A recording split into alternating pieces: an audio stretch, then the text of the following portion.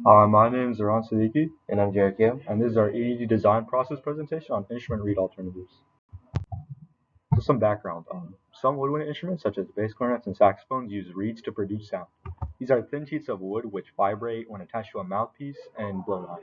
And the vibrations pulse air through the instrument, which produces sound, so different buttons make different notes. And now we'll be moving on to ideation.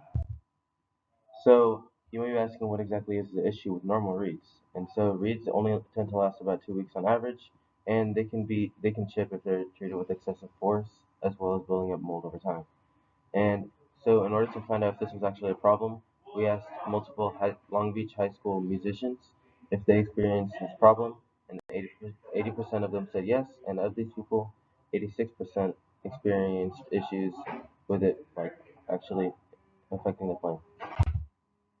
And so, why should we solve this problem? Over time, spending money on replacing your reeds can get expensive, and because they're so fragile, musicians can accidentally just break them. So now moving on to decision making. So these are a couple of prior attempts to try and solve the problem. The first one is a resin reed off of Amazon, and although it is durable, it doesn't play very well, and the sound is hard to make with minimal effort. And the second one is a patent, which tries to change the player's actual playing, like how they play the instrument, but it doesn't actually prevent the problem of the reed breaking itself. And so these are a couple of brainstorms that we had. And so the first one is a 3D printed reed with PETG filament, and it basically just like is made out of a different material so that it could be more durable. And the second one is made out of resin, but in order to make it play just as well as a normal reed, we have a block of wood on top to like make it sound better. This is our decision matrix with all of our different brainstorms, and the two designs that I just talked about actually came out on top. Now moving on to development. These were the five categories in our decision matrix. The first one was durability, just to make sure that the actual design lasts longer than a normal read.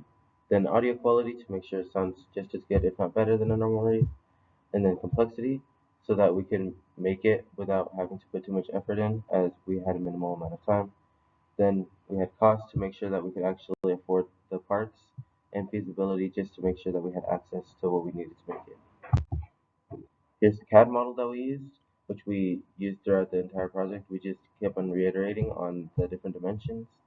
And then we used PETG because it's durable yet also flexible, so that it could play just as well but also last longer than a normal reed. And then for the resin design, the only thing different is that we have the little block of wood to make it sound better. Now moving on to prototyping. So on the top left is the first iteration, which we made in about November, December. So the pros of this were that the reed was structurally sound and didn't break when bent by the user. However, in this trying to make it sound, um, our prototype became too thick, making it almost impossible to blow air through, and also there were some dimensional issues, so it was too large for the mouthpiece. So the second read on the bottom left, the user was able to produce short notes in the correct pitch in the sense they could produce like maybe like a something like that, but maybe not something long form. And it also fit on the mouthpiece when being tightly secured by the embouchure, which is a metal clamp on a mouthpiece. However, the reed was still too thick to blow through while producing constant sound. Lastly is our third reed. So the reed produces sound in the desired range consistently, and the plastic does not fray even after weeks of use. The issue is the tip couldn't be printed correctly, so it had to be mounted slightly higher on a mouthpiece, but that doesn't hinder the playing at all. And below is a chart for rapid prototyping after changing the vamp thickness, and the vamp is the tip.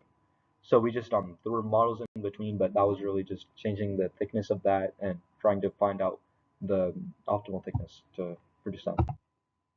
For tools and materials, we used an FDM printer.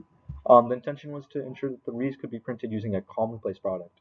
So we used the Axiom Airwolf, as shown on the right. That's what was available to us. And we used PTG, as stated earlier.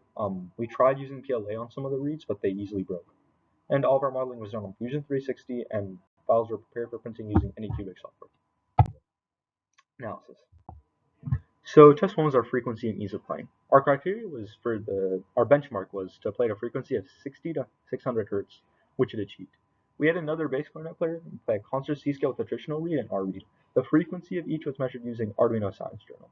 Now, as you can see in the graphs on the right, where the red line starts, in that red shaded area, they both both of the pitches end around 204 hertz on the last concert C scale, kind of showing that they're the same. Test 2 is our quality over multiple weeks. So we contacted multiple high school musicians, sent them the reads, and had them test them over 3 weeks. And the reads were played for at least 2 hours each week. Our criteria was for the read to last 3 weeks without breaking, with usage at least 2 hours a week. So on the top right survey, you can see that 80% of musicians gave our read a passing grade for sound and structural quality after this time period, which is the 3 to 5, and 80% of those same musicians said that the read was better, if not better, than a traditional read. Test 3 was a fit test. So our criteria was for the read to fit on a bass clarinet mouthpiece and being able to secure it by our embouchure.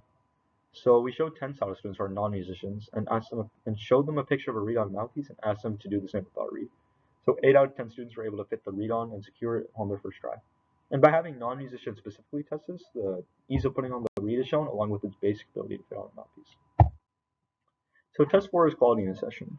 So I played the bass clarinet using our reed for 2 hours, and every 3 minutes the frequency of the reed was measured by playing a concert C scale as shown on the right.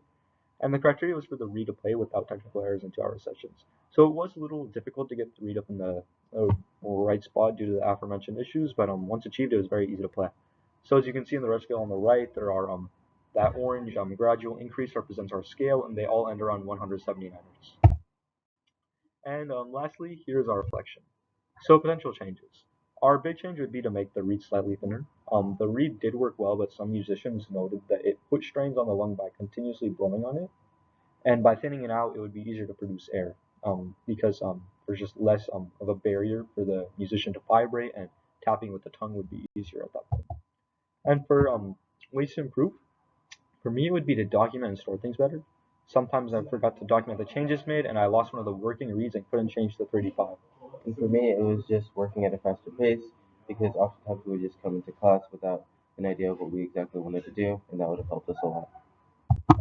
That's it. Thank you for listening.